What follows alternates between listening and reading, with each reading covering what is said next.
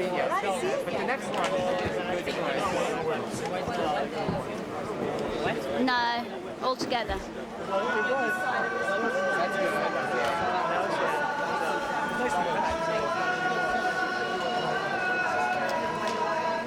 good.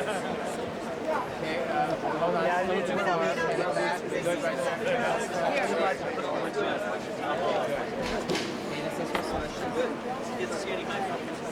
Okay, and let's just move that in just a tiny bit. Oh, that's actually good, Brian. Actually, take the diffusion thing and move it further this way. Keep going, keep coming, keep coming. That way a little bit. Keep going there. Okay. That should be fine. Are you getting a decent image? It's fine. What? It's fine for me. It is good. What are you shooting? Just a... Hi. How you doing? Hello, hello, hello. Okay, guys. I'll just let you know who we're talking to. We have Radio program. 4 radio programmers from France. All right. We have MCM Television from France, Music Television, and APTN, All right. news agency. Sounds good. So, Antonio, if you want to ask the first question, and then we'll just chat. Great. Okay, is everyone fine? Great.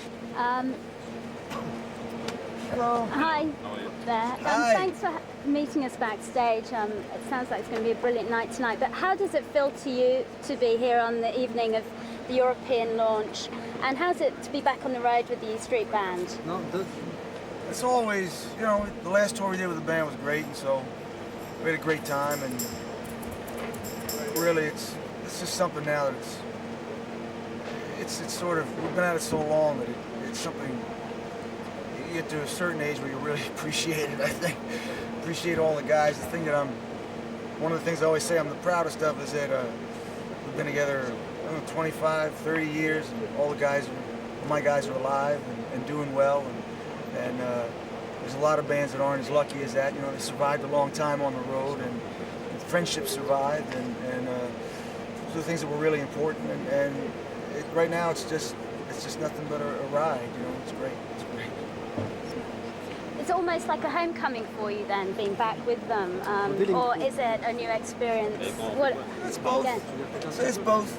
You know, it's something where I think you're right in the sense that the things that you identify as home after a while are just things that are ingrained in your experience, and those 7 or 8 people or 9 people or something where just such a big part of my life at this point that you know, I mean, I've lived my life, I've lived a lifetime with them, you know, probably several lifetimes already. So it's always great to have everybody alongside me. Yes. Some people wrote about this new album, The Rising, that it's one of the best examples in recent history of how popular art can evoke a time period. What do you think about it? Well, it does. I mean, the music that I love the most, I go back to, if I think about the 40s, I think of Frank Sinatra. If I think of the 60s, I think of probably Dylan and, you know, the Stones and the Beatles. I think of the 70s, I probably think of the Sex Pistols and the Clash, and you know, in the early 90s, I think Nirvana and a lot of the new rock bands did that. So I think it's something where that was music that was evocative of a particular time and a particular place. You put on Hank Williams and you see that American countryside in the 40s, the minute his voice and the geography of the land are intertwined, you know, it's inextricable from one another, you know. Frank Sinatra, New York City, what people imagine New York City in the 30s and 40s, that's intertwined forever, you know. And I think I always wanted my music to summon up a certain time and a certain place and a certain inner geography that people carry with them, and that's something I suppose somewhere I'm always going for. I think this record is certainly, you know, is certainly a product of this particular moment, And in the end, it takes test of time, sees how things hold up in that fashion. But it feels like that to me. Hello, Hi. nice to meet you. Can you talk about the first musical memory? Can you remember? First musical memory. It always goes back to your mother or your grandmother's, singing to you. I think every child has that experience. So I guess there were certain songs that my mother and my grandmother sang to me that I sang to my kids, and it's funny, for I think it was my 50th birthday, my mother found the sheet music to one of them, and she gave it to me. But those, just early melodies, I think children are naturally musical, respond naturally to melody, and so those are the really earliest ones. But I think as far as when I became really conscious of seeking out music as a way to search for identity, that was early rock records, probably the early Elvis records, early surf records, some of the doo-wop records from the late 50s and 60s. That was when you were, those are the years when you're in your late teens or actually early teens, where you're trying to figure out who you are. And I think kids turn to popular culture for initially a starting place. I like the way that guy dresses, or I like the way feeling this music evokes, or that's cool. So those are the earliest records that I think that I experienced as a search for identity, which I've really kind of carried through all of my music to this day, and it was sort of one of the purposes I hope people, one of the things that people found in my music, it helped you suss out who you were, your place in the world, where you were going a little bit, and it came along for the ride with us. Once in your life you said Elvis Presley is my religion. Can you explain it? I don't know if I said that, but I probably felt it. I think that what happened, if you look at the 50s, the 60s, the 70s, 80s, is in the States, and even America's a very religious country, but still I think religion particularly once the sexual revolution and the cultural revolution of the 60s took place, felt particularly less relevant at that moment. I think people were going outside of religion to look for places where they were having cathartic and transcendent experiences. And I think one of the places that young people turn to was music. It's a place, when you see tonight people they come out of themselves. They come out of themselves physically. They come out, you forget. It's an interesting thing, because it's a moment of both kind of self-erasure when you are not self-conscious, and also a moment of where you feel really grounded to maybe your true self in some fashion. So I think people turn to pop music for, in some sense, for that, for what they were missing maybe out of some of the things that Orthodox religion was providing in the 50s and 60s and 70s. So. The new album is some kind, if I may call it like this, some kind of crusade for peace. Can you tell us a word about the countries you're going to visit, the countries you wish you could have visited during this tour? Being realistic, of course.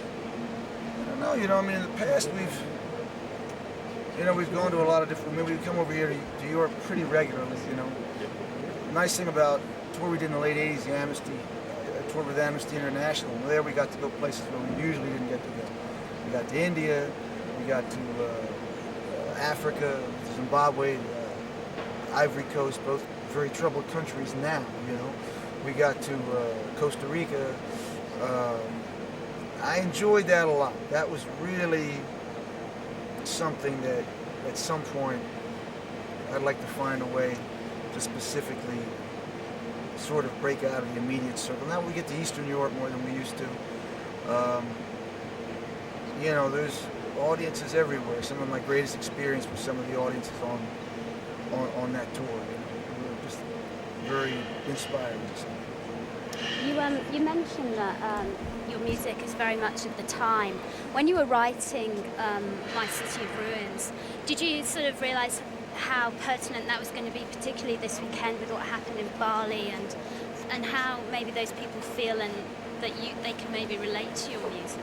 I mean, don't know if you write music that specifically. Music is sort of, I mean, that was a song I really wrote about sort of my adopted hometown, which is my old town in New Jersey. Asbury Park has been struggling for 20 years to get its head above water, and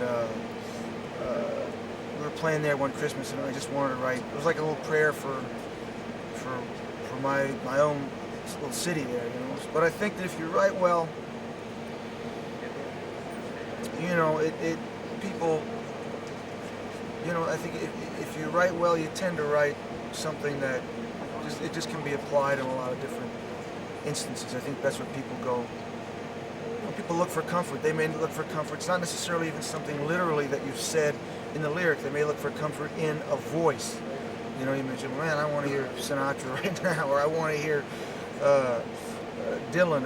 And so I think it's the nice thing about music. I mean, you don't. Its meaning can deepen and grow with time and events. You know, and you never know when a song you've written is going to be applicable to a certain point in time, and it's part of, I guess, what you hope for when you try to write well. You know? Okay, guys, thank you. Oh, that was short. Already. We've got doors to open. Just one? No, we've got doors to open. Yeah. Sorry, guys. Well, you can do one more. One more. I feel bad running off. The last, through your song, you ask a lot of questions about the human being, the world, the love, your country. But did you find an answer about life with your children? I don't know.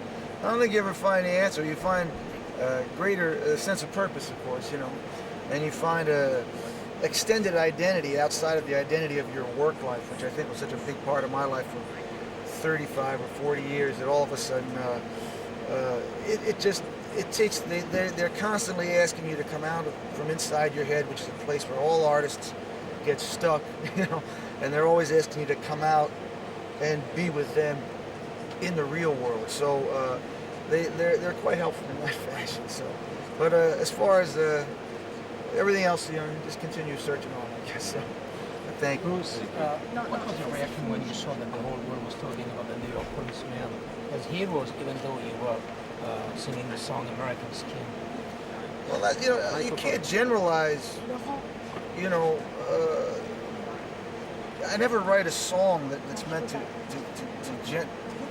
be general in a sense like that. You know, I was writing about not only a specific incident, but also a general condition that simply continued to persist in the United States for a long period of time, that people were becoming just much more aware of in the past decade or so. You know, so I was writing about that. I wasn't writing about, people took it as a knock on the police. Sometimes that wasn't its intent. You know, I was just trying to pull out the humanity in the situation on both sides.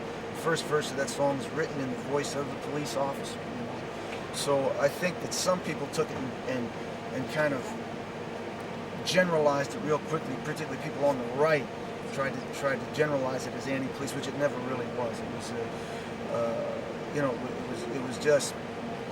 it was sort of meant. It was just, if you listen to the song very carefully, it actually speaks in all those different voices at a different time. You know?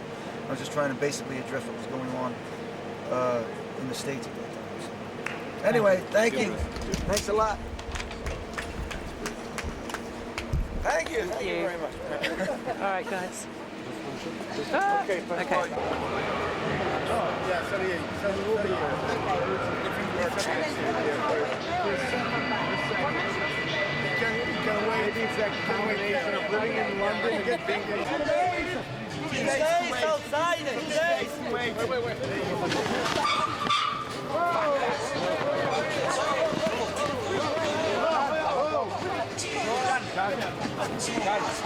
Doucement.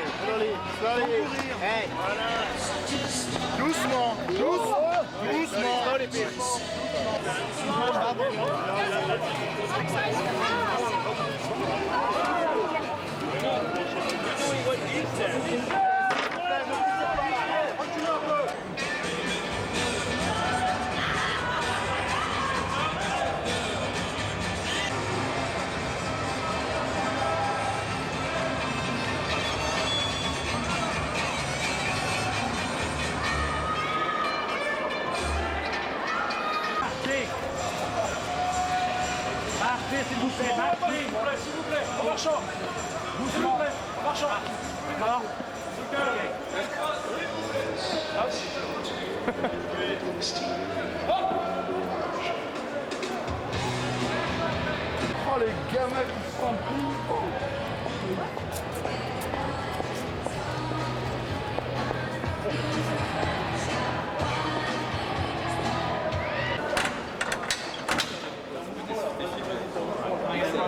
C'est chaud mon gars. Which one? The black? Black. Which size? XS?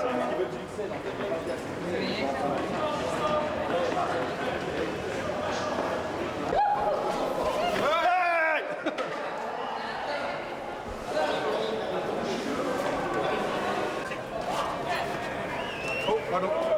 Pardon.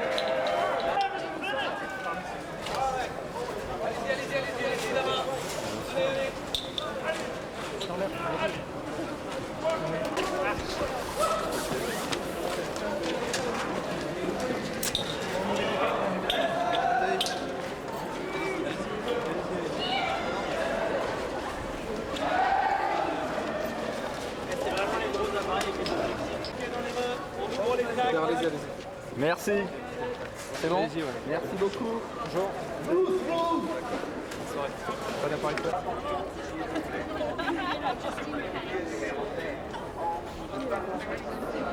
All together? No, I've never seen these before. So they're backing away. We're going to get you together. So have you come here to Paris specifically for Bruce Springsteen? We have, yes. Don't let them push No, our don't place let in them the push queue. in front of us. Okay, so again, so have you come here specifically for Bruce Springsteen, and if so, why? You know, what is it about him? We do exactly the same. We've come because first we couldn't get tickets in London. They just sold out so quick. And my mate's not a Bruce Springsteen fan. But don't tell those people behind us. But she's a convert now because he's just something magic when you see him. What is it? And the new album, The Rising, what do you think of that, and how does it compare to his old material? I think The Rising is just as good as his old material. Really, really good. I love it. I really love it.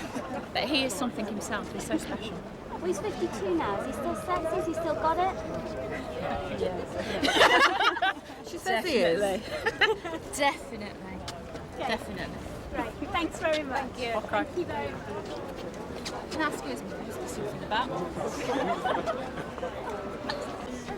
Non, Pays-Bas. Pays-Bas. Qu'est-ce que tu penses de Bruce Springsteen et pourquoi est-ce que tu... Oui, hein. C'est concert découverte ce soir. Donc on va voir ce que ça donne avec le nouvel album. Donc voilà. Et comment est-ce le nouvel album? Comment est-ce le nouvel album? Très bien. Beaucoup d'émotions. Faut voir ce que ça donne en concert. Ça peut être bien. Ouais, d'accord.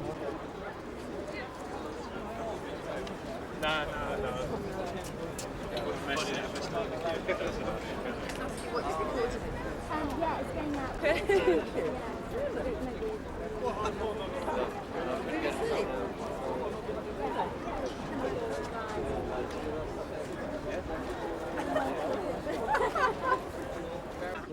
Welcome. Thank you. So, have you come to Paris just for Bruce Springsteen, or is it part of the Yeah. trip? And why do you come so far for him? Well, just because I've seen about 15 shows already, and it's always a pleasure to see him again. So, well, it's about 5 hours drive. It's not that far. I'm going back tonight again. So, Better make it worth your while. he will, I'm sure. What 3 is- hours of shows will be enough. What is it that's so timeless about him, though? Or, well, not even timeless, that he sort of reinvents himself in a sense as well. Yeah, I guess he does, but it's just everything. He just stays the way he is. He's just himself, and that's it. Well, his lyrics are just always have some kind of deeper meaning, and that's what attracts me. That's it, I guess. Greetings from Amsterdam.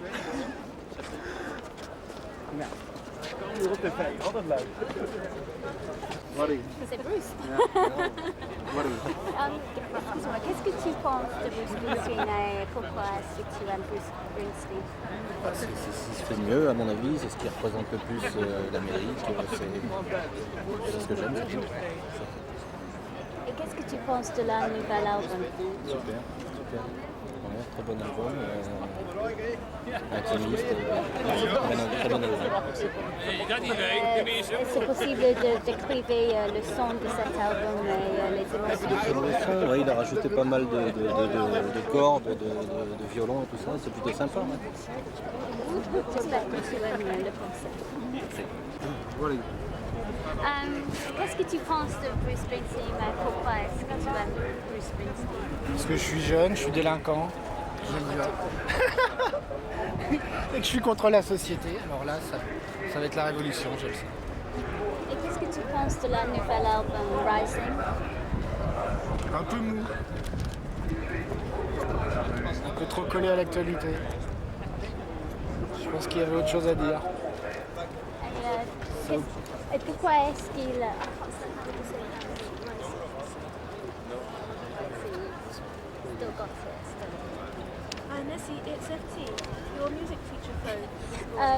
Pourquoi est-ce que tu penses qu'il est relevant à ce moment? Pourquoi je pense qu'il est dans l'actualité en ce moment? Pourquoi parce qu'il commence à être consensuel, je crois. Résultat, on en parle plus. On parlait moins de ses textes quand ils étaient vraiment rebelles, quoi. Quand il s'agit d'une actualité sur laquelle tout le monde est d'accord, on entend peut-être plus parler. Et c'est parce qu'il dit un peu ce que tout le monde pense, quoi. Le gouvernement y compris, ça fait pas évoluer les choses, je pense. Mais je vais quand même le voir.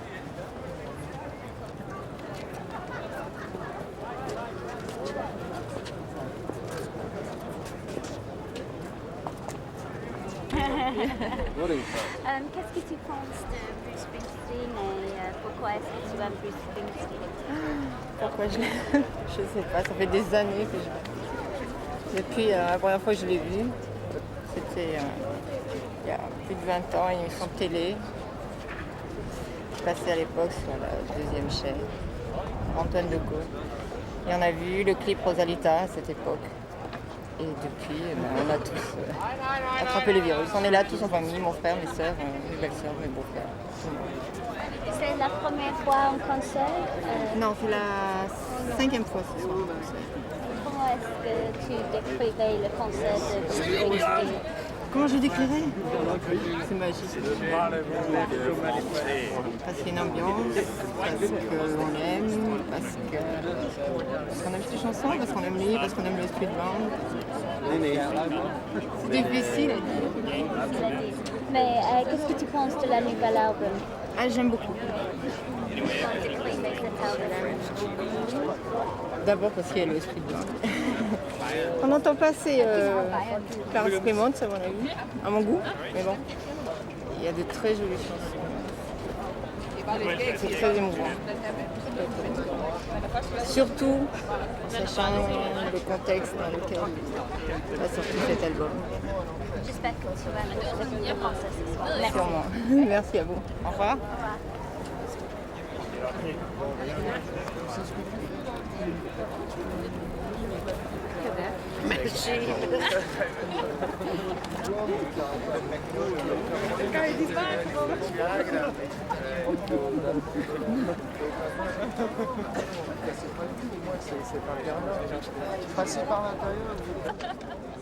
All the way from Denmark.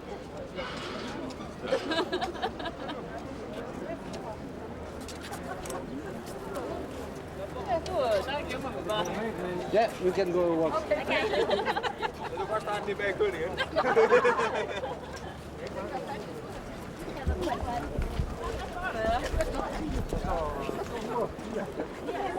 You know, we filmed your back. It doesn't matter, I just thought you would. Why? No.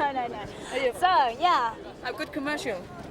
Very good commercial. So you saw this in 1999, is Yes. that right? So what are your expectations for the TV? Always the best for Bruce Springsteen. He's the best. What is So it? we follow him everywhere. Berlin, Frankfurt, Paris, Copenhagen, Stockholm. Is it the music or is it the man? It's both.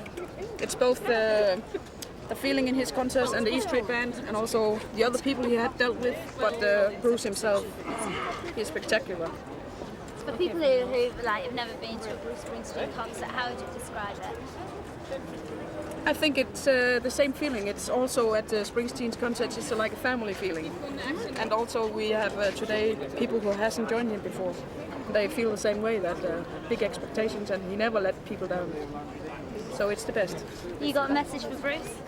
If I've got a message, Bruce, I simply adore you. Yeah. Yes, Mary and Denmark.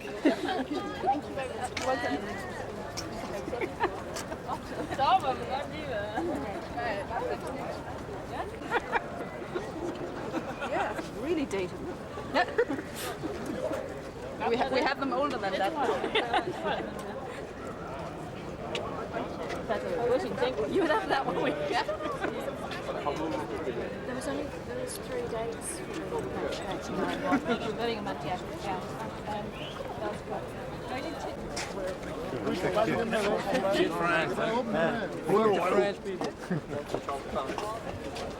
Maybe you can see us. Oh, great, yeah. Really nice TV on France.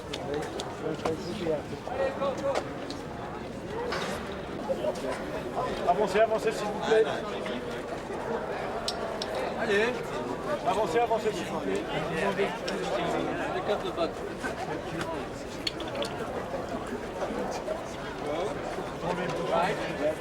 Juste lui bougeons s'il vous plaît.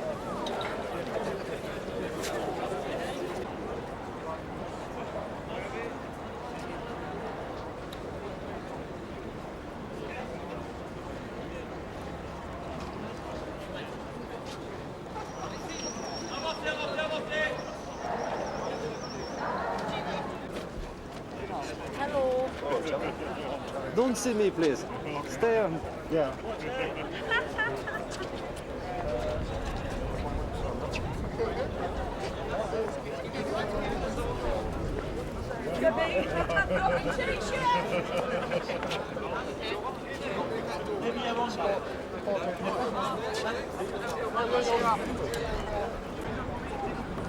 Je t'aperçois.